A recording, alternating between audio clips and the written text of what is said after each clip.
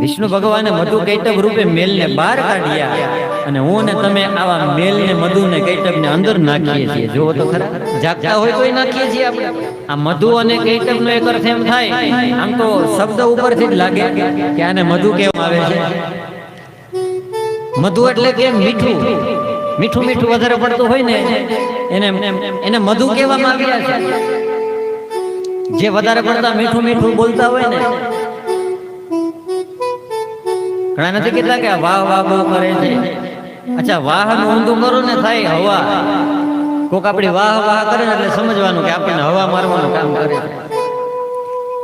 મીઠું મીઠું ઘણા બોલતા હોય. આ બધા મધુ છે અત્યારના. એ મધુને તો વિષ્ણુ ભગવાને વધ કરી નાખ્યો, પણ હજી મધુ છે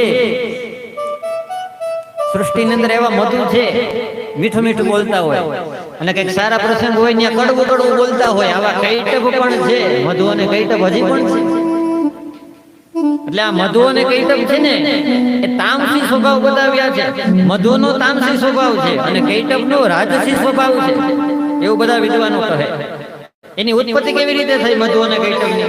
તો કહે કે વિષ્ણુ ભગવાનના કાનમાંથી એ ઉત્પન્ન થયા છે. કાનમાંથી મેલ નીકળે. આ કાનમાંથી શું નીકળ્યું? મેલ રૂપે મધુ અને કૈટભ થયા છે. આ મલિન બતાવ્યા છે મધુ અને કૈટભ. એ મધુ અને કૈટભ સુતેલા હતા વિષ્ણુ ભગવાન ત્યારે પ્રગટ થયા છે. કેટલો તફાવત છે આપણામાં અને વિષ્ણુમાં.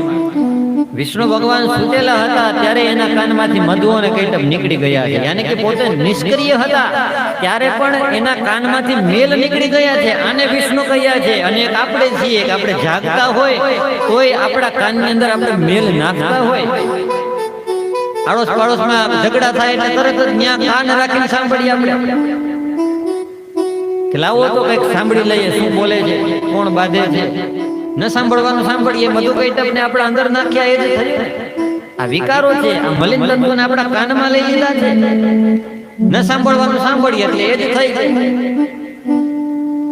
એટલો બોધ આપે છે વિષ્ણુ ભગવાન કે હું નિષ્ક્રિય છું છતાં પણ મધુ કૈટભને બહાર કાઢ્યા. તમે બધા સક્રિય છો છતાં પણ મધુ કૈટભને અંદર કર્યા છે. અચ્છા, સંભળાય નહીં ને? પાડોશમાં બારતા હોય એટલે શું કરે?